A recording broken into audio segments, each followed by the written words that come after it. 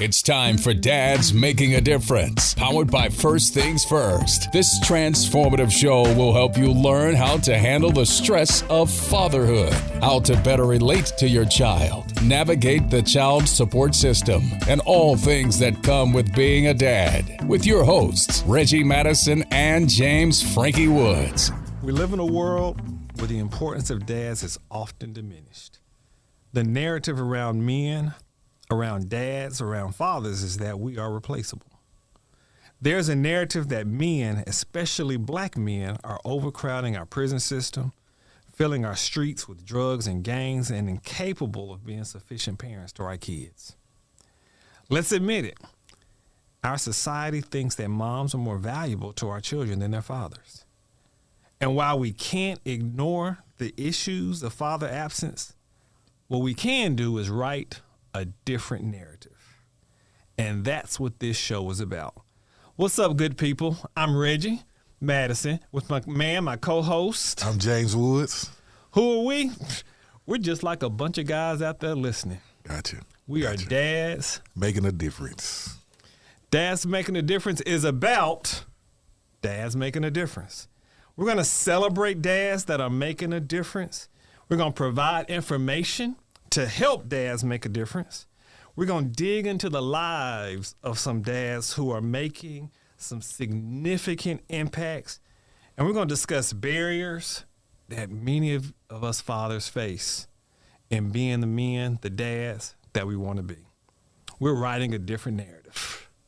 Tell them a little bit about yourself, James. Hey, Chattanooga. I'm James Woods, community outreach specialist at First Things First, father of 6, 4 baby mothers, in and out of the system, but a loving father who's trying to change his community and trying to do the work of a dad. Trying to do the work of a dad is one to change the community. Coming from this community, I've seen a lot of hardships, headaches, loss, gang violence, you name it, I saw it.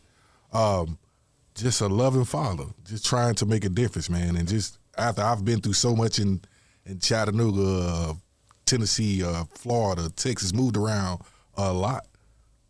So this is my stomping ground. This is where I come from. And I just wanted to come back and serve my community. The best way I knew I could serve my community was by just being a voice for the people. Good stuff. I'm Reggie, once again, Madison. We'll be co-hosting this. I'm a father of 7. 7? Yeah. 7. You got 6. We got 13 kids between the two of us, man. That's a lot. That's a lot. Yeah, you a little further along. You got some out of college, out of high school already. Definitely. See, I'm trying to get there. Oldest is 15. Youngest is 3. Oldest is 23 for me. Youngest is 15. Yeah, so I'm trying to get where you are with that right there. I don't know, brother. I am the VP for Community Relations at First Things First. And look, I want to see dads have the opportunity to just be everything to their kids that they want to be. Like that helps me get up in the morning and go to work right there. That's what it's about. Gotcha. And so during this show, Sunday after Sunday, man, you're gonna meet some amazing dads. You're gonna meet dads that are making a difference with their kids, with their families, with their schools and their communities. You're gonna meet dads that are leading other men. But you know what they also gonna hear? They're gonna hear struggles. Definitely struggles. Because it ain't easy, is it? It is not easy. Let me tell you, it's not easy. Barriers.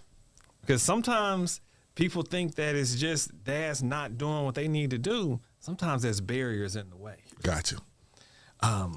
But we're also going to hear some success stories. We're going to celebrate with some guys. We're going to learn. We're going to laugh. I think that's what I'm more eager for, the learning process. I'm eager to learn more about what's going to be what it takes to be a better father in our community and in the world, basically. So that's what I want to take from this show, just the knowledge that I'm giving and I'm receiving as well, especially from Professor Reggie Madison. I got to say this on there. I had to say this. I can write a book about Mr. Madison and just everything that he's done for me and my family and my success, as I can say. Definitely my success. It didn't happen overnight. It was a tough 4 or 5 years leading up to me coming to First Things First and going through the Dads Making a Difference program. Just so eager to give back to Mr. Madison, and what better way to give back to Mr. Madison to just trust the process.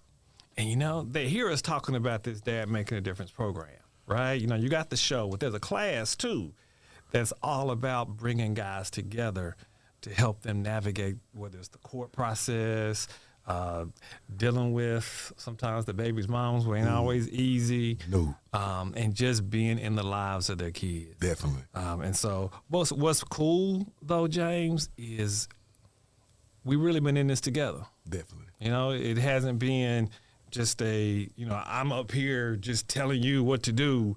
Like, we learn from each other. Yes, sir. We learn from the guys that we come in contact with. Definitely. That's, to me, what inspires me, because I wonder, without our relationship, the relationship through the many guys that we've interacted with, like, man, I've become such a better dad as a result. wow. See, look, I never knew that. So I'm learning something now. So but today we're going to dig into you, though. Today they're going to get to know James. Episode 1, James. They may hear me call you Frankie. Y'all know what it is. Right? Because, what we know is everybody, they got their government name and then they have their street name. Definitely. And so James Woods, that's his government name. Yes, sir. I go around and be like, man, y'all know James? Who's James? Frankie, my bad. Y'all know Frankie? Oh yeah, Frankie. That's my man, Frankie. That's the go-to. That is the go-to. That's for anybody who knows me. You always got to say Frankie. You know what I mean? And it just Frankie comes from my father. Rest in peace, my dad, James Spivey. I was called Little Frankie.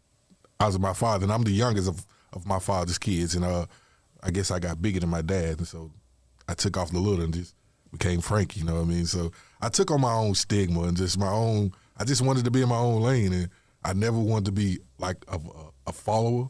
Yeah. You know what I mean? I always wanted to lead, but I knew you have to learn to lead. You have to learn to follow before you can lead. So me coming through Dads Making a Difference program and just me reading Mr. Madison and the whole team of just in 2018 of just coming here to get a house per se, because that's what led me here was a house. I was told I was going to get a house, but I got way more than I bargained for. So now we're going to get one thing. You ain't calling me Mr. Madison this whole time. I can't call him Mr. Madison. This is Reggie, my bad. Reggie. It's just respect. See what I mean? It just goes a long way. This my mom, you know what I mean? This comes from my mom. This is my upbringing. It's just about respect. So Reggie. So you know how some really good movies, they show you the end first, and then they walk you all the way back to how they got there? Gotcha. That's what we want to do for the people today, okay? And so what I mean by that is, here's the end or the current, all right? Here's the current on Frankie. He is working at First Things First. Yes, sir. He's the community outreach specialist. He's talking to guys day in, day night, trying to help them navigate in any way possible. He's married, been married for just about a year, not even quite a year now, with his long time. I mean, I say, they were a bride for a lot longer before they really got married, right? Right. Okay. He's got a kid, 2 kids just graduated high school in the last couple of years. Yep. All right. Like that's he's on, postcards sending out. So people, that's the end of the story right there, or at least today. Yes, today. Where the story is. Yes, sir. If you watch the story unfold, that's not what you would have thought. Right. 35 years ago. Never would have dreamed this in a million years that I'll be doing my dream job that I'm doing right now, and just being a better father, better man in my community. You know what I mean? I used to be around a lot of people who shunned on marriages, who never told me. My family was like, marriage is a good thing sometimes, but I was around a lot of people who just didn't really care for marriages. You know what I mean? I was a lot around a dollar group, I could say a group of guys who just thought differently on marriages and success in life sometimes. So I had to find my own way. I just got in my own lane, and I just knew that their way of thinking wasn't for me. You know what I mean? I just wanted to be different. I always wanted to be different, and this was my way of showing the world that I always wanted to be different. But I wanted to be different and still be Frankie at the same time. Right. That is the most important thing. Most people get to a little bit of success, and they change their attitude, their way of thinking. They don't want to grow, and I want to grow. And what better way to grow is to be obedient. You know what I mean? And just to learn and to be around a group of people who want to help you get to where you're trying to get to. And I want to give back to my community. And what better way to do that is by Dad's Making a Difference and bringing these guys on through Dad's Making a Difference to give them the knowledge that I got to learn to be a better father in this community. So let's walk back. Let's walk back. Paint a picture of what childhood was like. Whoa. Childhood was rough. I moved around a lot as a kid. Oh man, my mom was tough. Like, I couldn't tell you, like, my mom was tough. Can I say, shout out my mom, Angela Woods? I know you probably ain't listening right now, but you're going to hear it. Shout out to my mom, Angela Woods, my dad, James Spivey, both Spiveys in the Woods family. I had a tough upbringing, but we were very strong family-wise. Like, the Woods side was very, very strong because my grandmother, Lula Woods, is like a very stern woman. And so I was raised in a house full of women. A lot of people didn't know that. I was raised in a house full of women. 4 of my cousins, 2, like, they was all girls, and I was the only guy. But I would love to cook, clean, you know what I mean, and do different things of that nature. So that's what taught me how to be a different man right there. My grandma always praised me for being a clean guy. Like, that boy clean up better than them girls do. And so that just stuck in my head is that I always have to do that. If you know it needs to be done, just go ahead and do it. So, just moving around a lot. You know what I mean? My mom was the type of woman, she was just up and just move. I'll be a China for about, I can say, 4 or 5 months. And people who know I went to China, shout out to China, they'll be like, oh man, Frankie about to leave again. I was like, oh man, I'm sorry, but I'll be back. And so I would leave and I would come back, and marching band was my big thing in high school. Like, I wanted to play football, but money-wise, you know what I mean? You know, it was tough growing up in the world. Like, money-wise, it's pretty tough. So shout out to the whole Miss Dexter Bell for putting me in a pathway to be a successful guy in Chattanooga. You know what I mean? Just teaching me the ropes at an early age of how to be a follower. I mean, a leader, not a follower. Yeah. So were you like an honor roll student? Oh, no. Oh, no, I'm not going. I didn't even see a lot of people and I can share this with the world right now. A lot of people thought I graduated high school, but I did. I didn't graduate high school because it was just so tough of getting back and forth to high school, staying on the other side of town. Matter of fact, I did a lot. I stayed on the west side, and I had friends who would pick me up and bring me to school. You know what I mean? And so it was pretty tough. You know what I mean? I never was an A student, B student. I got a lot of flack for being a smart person, but just not putting it together to get to where I needed to get to. And so it was pretty tough. You know what I mean? School was pretty tough for me. So were you in trouble a lot? Were you just around trouble a lot? Like, I could say both. I was in trouble a lot, around trouble a lot. Just my family was, I guess we have a huge family in Chattanooga, Tennessee. Like, a lot of people know our family. Like, if you know our family, it's a lot of us. And so we had a tight-knit family, but just being around different people, I learned a lot from my family. But I wasn't my mom was mean. So my mom shielded me a lot. my mom was mean. Like, a lot of people, like the guys from the neighborhood would be like, man, you better get home. I was like, what? He's like, Miss Penny ain't gonna get me.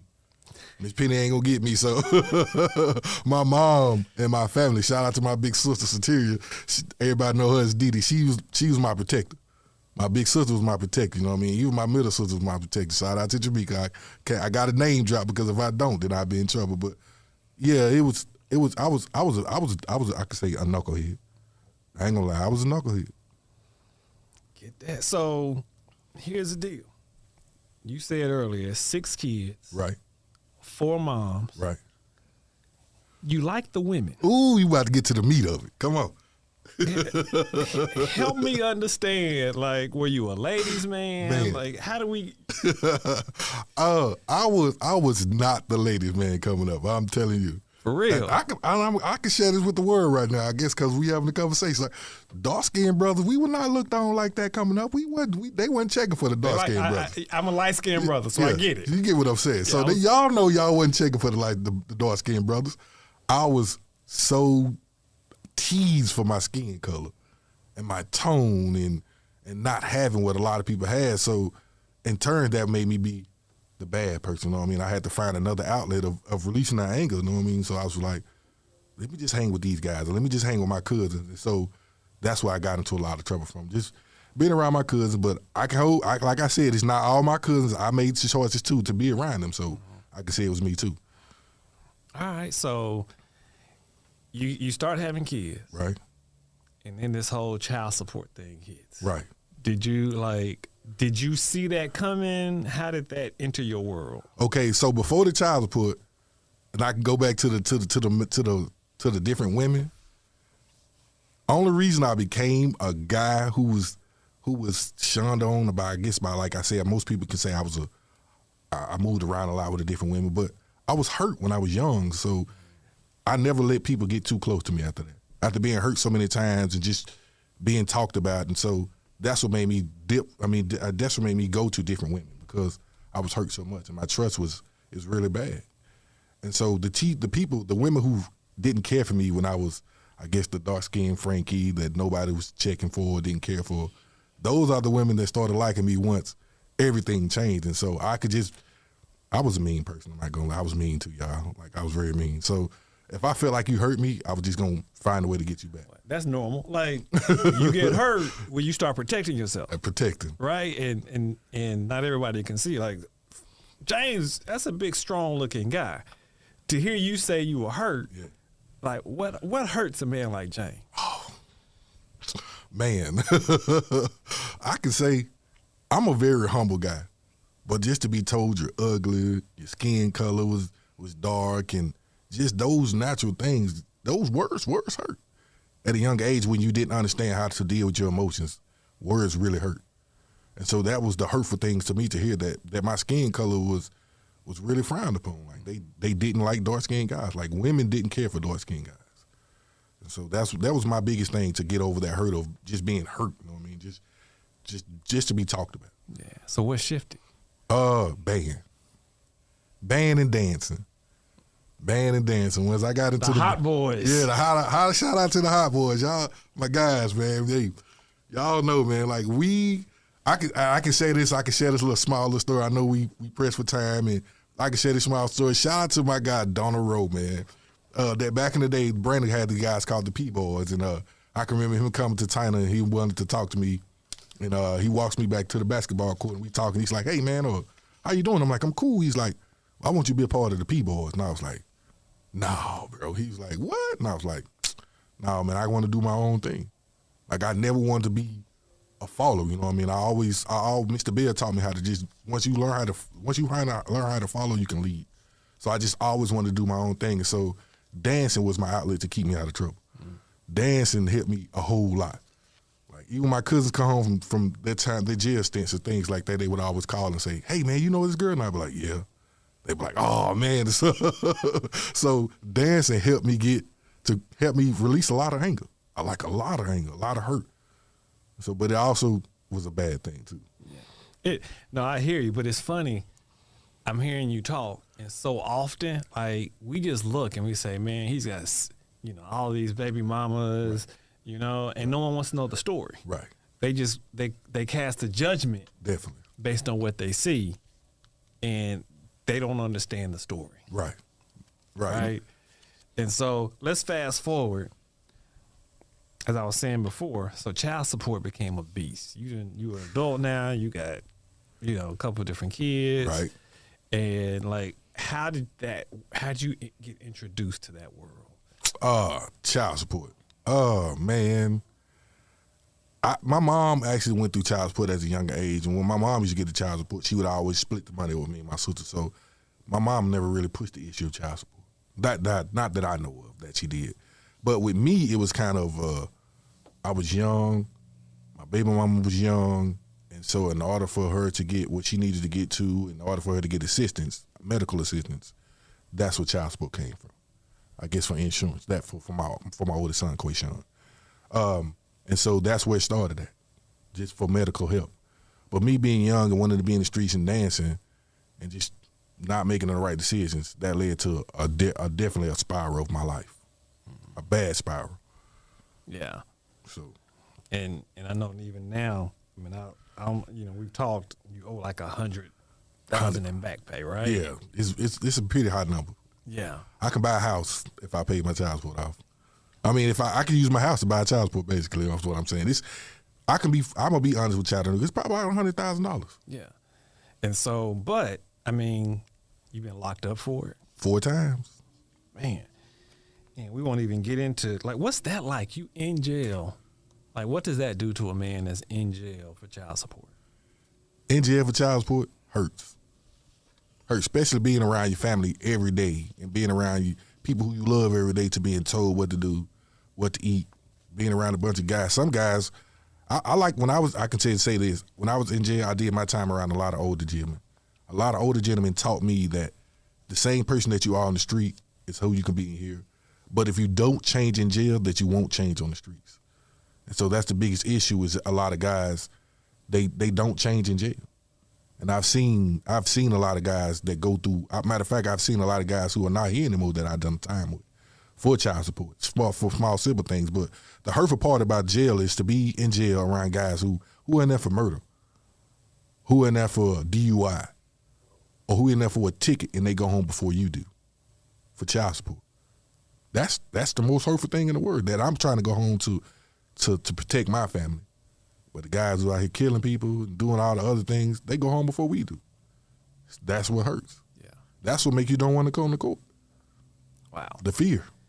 I mean, I know just from the time we spent together, I've seen a guy that's gone from the hurt to using that, they say your test becomes your testimony. Yes, sir. Your mess becomes your message. We see that happening. And we're going to dig more into this the next time. Got you. But all right, but I'm going to ask this.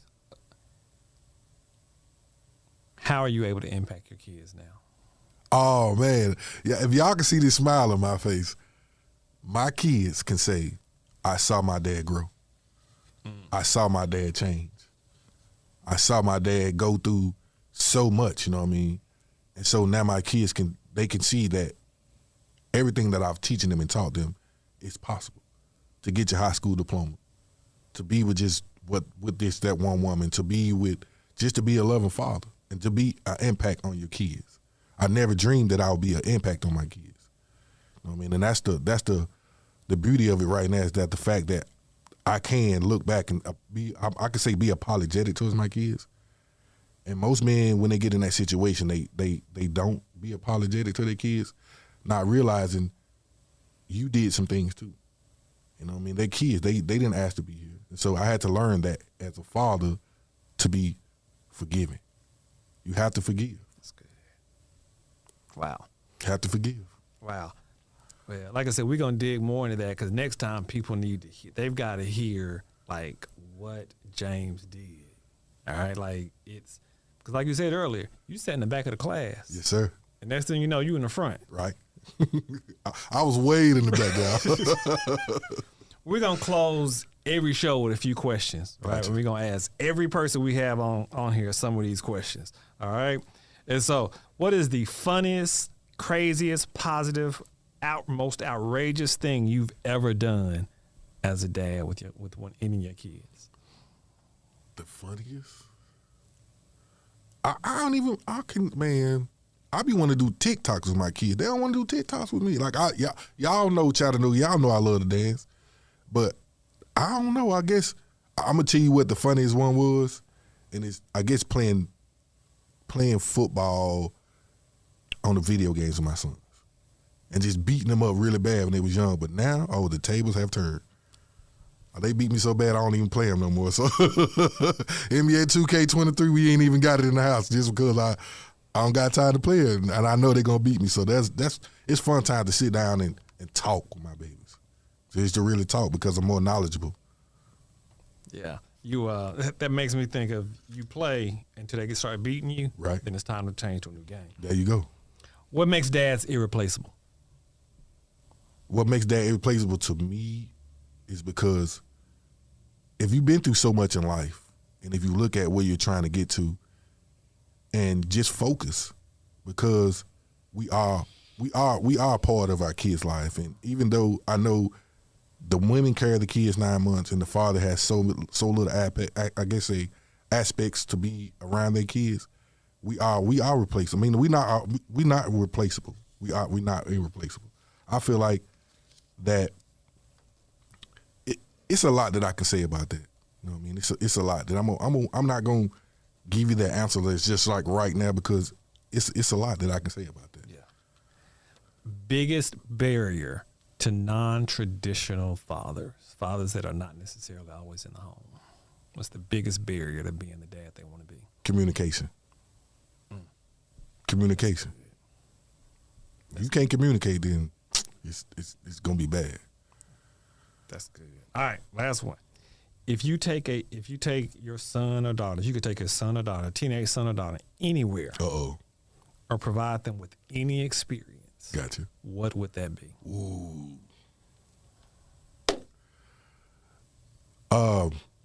If I could take them anywhere, man, that's a great question. I ain't never thought about it. I never thought about a question like that. I don't know. Now, I hope my kids don't get me. I have no idea. I couldn't tell you, man. Like, I'm so humble of a person, man. I don't know. You know what I mean? Whatever, I think if they came to me and said, Dad, we can do this, we would do it, and I would find a way to do it. You know what I mean? So I really couldn't tell you that, because I've never been that type of person just to want to take my kids somewhere and do things of that nature. I just want them to be successful and be better than I was. Yeah. Just honestly. That's my go-to. I just want them to be a better person than I was. That's good stuff. That is good stuff. I hope that people really have heard a lot of the things that you've kind of shared today. Yes, sir. And I know a lot of guys out there can kind of identify. Right. You know, they've either been there, they're there now, and for some, they go in there and they don't even know it. Right.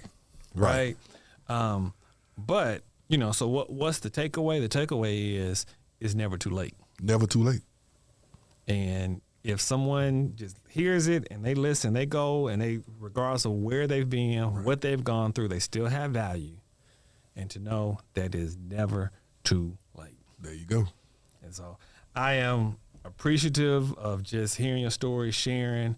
I hope it's uplifted somebody today. They're going to hear a little bit more of it the next time. Me too. And we want you to tune in next time to Dads Making a Difference. Thank you.